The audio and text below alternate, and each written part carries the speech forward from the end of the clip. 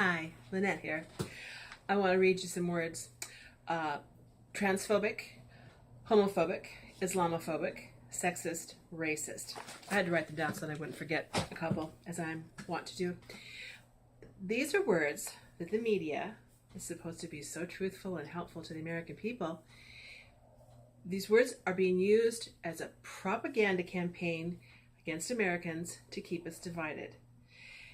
You can't separate these 4 or 5 little factions.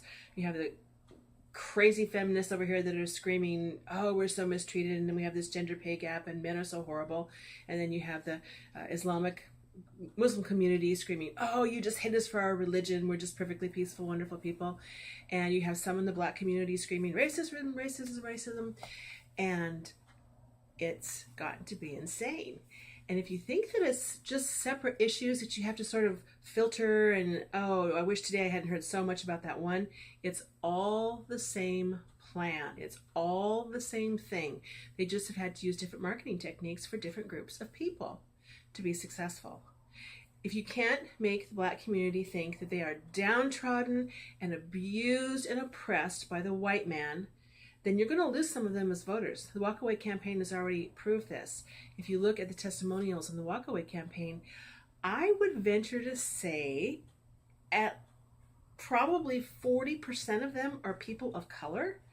That's a completely armchair, there'll be lots of people who disagree with me on that, but that's a lot of people that are leaving the Democratic Party because they're figuring this out. The Islamophobic thing is a way for the white community, the elites, to manipulate the public perception that Islam and Muslims in your community are just sweet little religious people that happen to wear different clothes and they're just glad to be in our country. And that too is a lie, because they have no intention of assimilating into our country at all. You only have to look at Europe to see that. I had another video about that. So what we have to do is we have to start being educated. When we hear a news article or we see something on TV or we read something online and there are words that are these flashpoint words, your brain is going to automatically go, oh, I know what they're saying. And yet, when you look closely, they didn't say anything.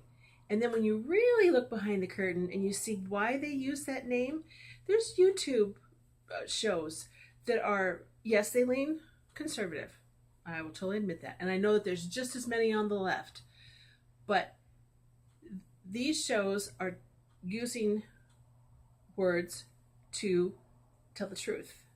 And you have to leave mainstream media to get at the truth, because they will use these words to make you flip out, or you flip out, or you flip out for whatever your particular thing is.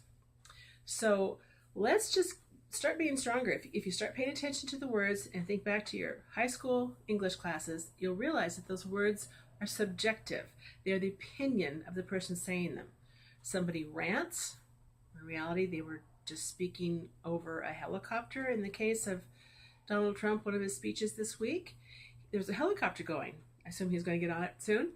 And so he was shouting over the helicopter at people that were right in front of him. And somebody had already reported how he seemed, I forget the word, tense or angry. If you look at the video, you can see he's absolutely just chill. He's just having to speak loudly over the helicopter. So look at these words, be educated, and start figuring out who's standing behind the curtain. Thanks.